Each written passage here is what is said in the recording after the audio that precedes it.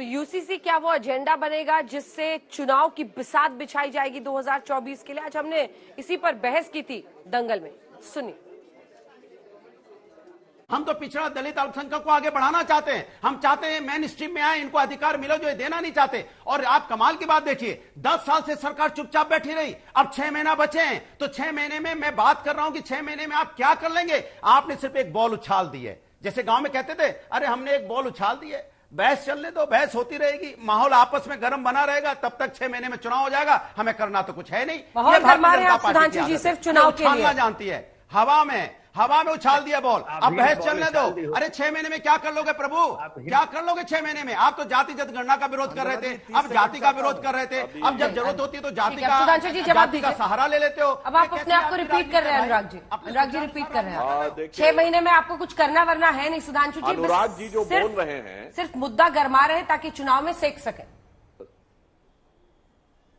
देखिए, अनुराग जी जो बोल रहे थे अंजना जी, और इनकी हाथ की भाव भंगिमा और हाथ के जो मूवमेंट, ऐसा लग रहा था खुद ही बॉल उछाल रहे हैं, उछाल के कैच करने की कोशिश भी कर रहे हैं, ऐसा लग रहा था। तो गंभीरता कितनी है वो दिखाई पड़ती है। अब मैं इस बात के ऊपर एक तथ्यात्मक आधार के ऊपर जवाब देना चाहता हूं। पहली बात यह, जैसा अश्विनी उपाध्याय जी ने कहा, भाई अगर शादी विवाह की उम्र एक हो जाएगी, जैसे शादी करनी हो करिए, इसमें कौन सी रोक है भाई? अब 9 साल की उम्र में मुस्लिम बच्चियों को शादी होने से छुटकारा मिल जाएगा, इसमें कौन सी समस्या है? चलिए दूसरा पॉइंट कहता हूं कि अब सबको ही एक पति एक पत्नी होगा, इसमें कौन सी समस्या है? फिर जैसे शादी करनी हो करिए, 4 बीबी वाली बात से छुटकारा मिल जाएगा, इसमें कौन सी समस्या है? और दूसरी बात जो आदिल हसन साहब ने कहा, मैं ओवैसी जी को बताना चाहता हूं, जनाब क्या बात कर रहे हैं? हिंदू कोड में ये हिंदू लॉ लागू किया जा रहा? अरे कुर्बानी तो हिंदुओं ने दी है। कारण इस्लाम में और क्रिश्चियनिटी में तलाक का विधान तो है, हिंदू धर्म में तलाक नाम की कोई चीज है ही नहीं। हमारे यहां पति पत्नी का संबंध कॉन्ट्रैक्ट नहीं है, वो एक संस्कार है, 16 संस्कारों में से एक है, इसलिए वो 7 जन्म का संबंध माना जाता है। हमारे यहां सावित्री सत्यवान की कथा है। मैं चुनौती से कहता हूं, किसी हिंदू धर्म ग्रंथ में तलाक का प्रावधान दिखा दीजिए। ये तो आधुनिक युग में हमने स्वीकार किया कि भाई दुनिया बदल गई, परिस्थिति बदल गई, तो जो ये क्रिश्चियन और इस्लामिक व्यवस्था है, ये हमने एक्सेप्ट की कि तलाक का व्यवस्था होगा। क्या मजाक की बात करते भाई? पीएम मोदी ने मुसलमानों और खास तौर पर पसमानदा मुसलमानों का नाम लिया तो उस पर किस तरह से पॉलिटिक्स शुरू हो गई है आपने देख लिया। लेकिन अब आपको बताते हैं कि पसमानदा मुसलमान आखिर हैं कौन। पसमानदा फारसी का शब्द है जिसका अर्थ है वो जो पीछे छूट गया।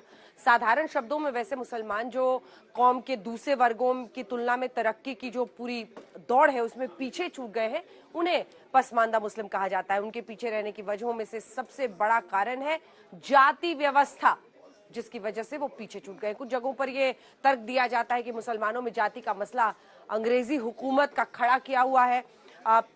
सरकार ने सरकारी मुसलमानों के साथ साथ, उस वक्त की बात हो रही है, सरकार ने सरकारी मुसलमानों के साथ मिलकर इसे अंजाम दिया ताकि कौम को बांटा जा सके और फिर राज किया जा सके। पूर्व के समय में भारतीय मुसलमानों की जाति व्यवस्था वर्णन के लिए अशरफ, अल्जाफ, अर्जाल जैसे शब्दों का इस्तेमाल हुआ करता था।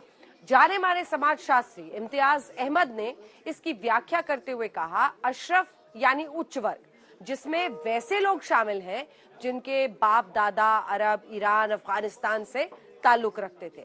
देश में मुसलमानों की कुल आबादी में करीब 85% पसमानदा मुस्लिम है, जबकि 15% उच्च जाति के मुसलमानों की आबादी है।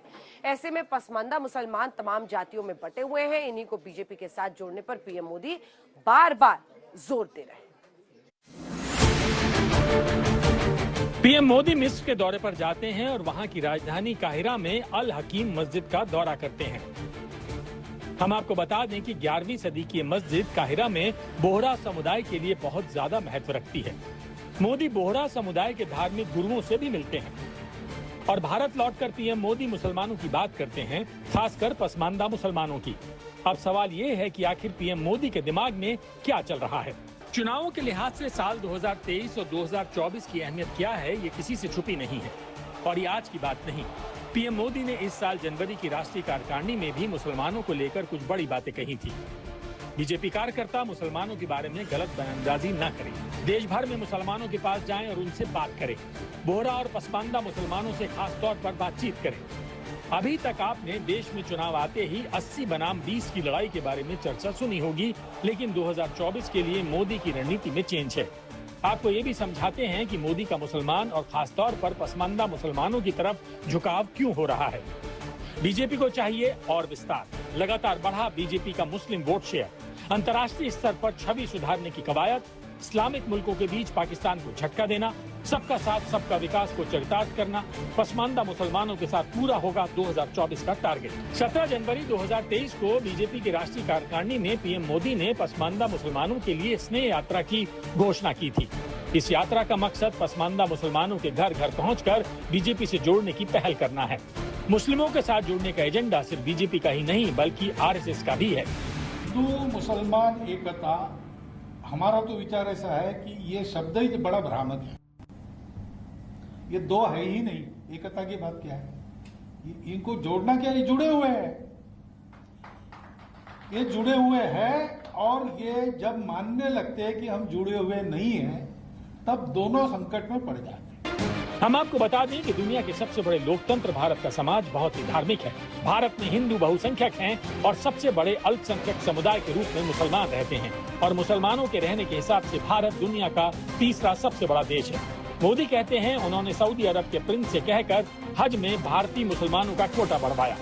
मोदी जब भी किसी मुस्लिम देश की यात्रा पर जाते हैं, मस्जिदों का दौरा भी करते हैं। सऊदी अरब ने वहां के क्राउन प्रिंस भारत आए थे। मैंने कहा हमारे मुसलमान भाई अब बड़ी मात्रा में हज के लिए जाना चाहते हैं, लेकिन आपका कोटा कम पड़ रहा है।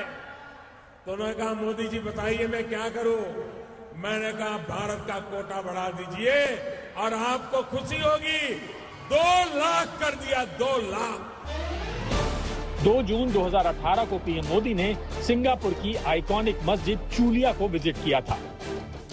वहीं 30 मई 2018 को पीएम मोदी ने इंडोनेशिया की ग्रैंड इस्तिकलाल मस्जिद का दौरा किया, जो कि दक्षिण पूर्व एशिया की सबसे बड़ी मस्जिद है।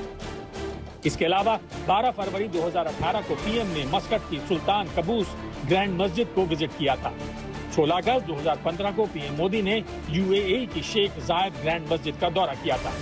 बीजेपी सरकार ने भारत में धर्मांतरण कानून, गोहत्या, वीज जैसे मुद्दों पर अल्पसंख्यकों को प्रताड़ित करने के आरोप लगे हैं। तो क्या अब आगे ऐसा नहीं होगा, या सिर्फ मुसलमानों के निचले तबके को रिझाने के लिए मोदी सरकार नया एजेंडा सेट कर रही है? आज तक ब्यूरो।